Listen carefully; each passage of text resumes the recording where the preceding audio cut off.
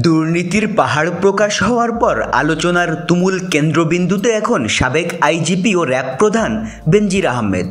তার স্থাবর ও অস্থাবর সম্পত্তি ক্রোক ও ফ্রিজ করার প্রক্রিয়া শুরু করেছে দুর্নীতি দমন কমিশন দুদক। ইতিমধ্যেই দুদক তাকে এবং তার পরিবারকে তলব করেছে। কিন্তু প্রশ্ন হচ্ছে, বেনজির আহমেদ কোথায়? তিনি কি দেশে আছেন নাকি দেশ ছেড়ে বিদেশে পাড়ি জমিয়েছেন? নতুন করে এটি এখন আলোচনায়। কারণ গত কয়েকদিন ধরে বেনজির আহমেদের কোনো খোঁজ মিলছে না। তার মুঠোফোন বন্ধ, তার সঙ্গে কেউ যোগাযোগ করতে পারছে না। এমনকি যারা তার ঘনিষ্ঠ হিসেবে পরিচিত ছিল তারাও তাকে পাচ্ছেন না।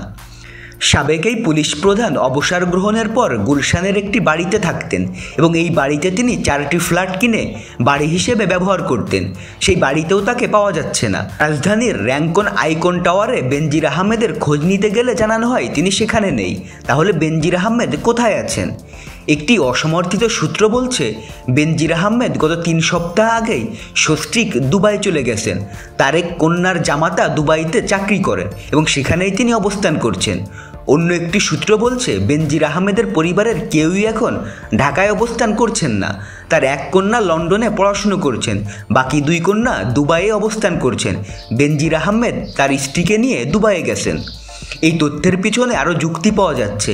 এর মধ্যে বাংলাদেশ ব্যাংকের একটি সূত্র বলছে, 33টি ব্যাংক অ্যাকাউন্ট জব্দ করা হয়েছে। সেই ব্যাংক অ্যাকাউন্টগুলোতে তেমন কোনো টাকা পয়সা নেই, অর্থাৎ ব্যাংক অ্যাকাউন্টগুলো ফ্রিজ হয়ে যাচ্ছে বা হবে এরকম একটি অনুমান বেনজির আহমেদ আগেই জানতে পেরে সেই অ্যাকাউন্টগুলো থেকে সব টাকা তুলে ফেলেছেন। এছাড়াও কয়েকটি ক্রোক হওয়া জমি বেনজির আহমেদ বিক্রি করে দিয়েছেন বলেও তথ্য প্রমাণ পাওয়া যাচ্ছে।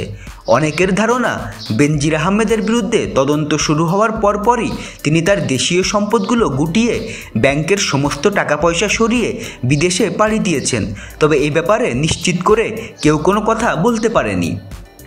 তো বন্ধুরা, ভিডিওটি নিয়ে কোনো মন্তব্য থাকলে কমেন্টে জানান, আর আমাদের চ্যানেলে নতুন হলে সাবস্ক্রাইব করুন। ধন্যবাদ সবাইকে।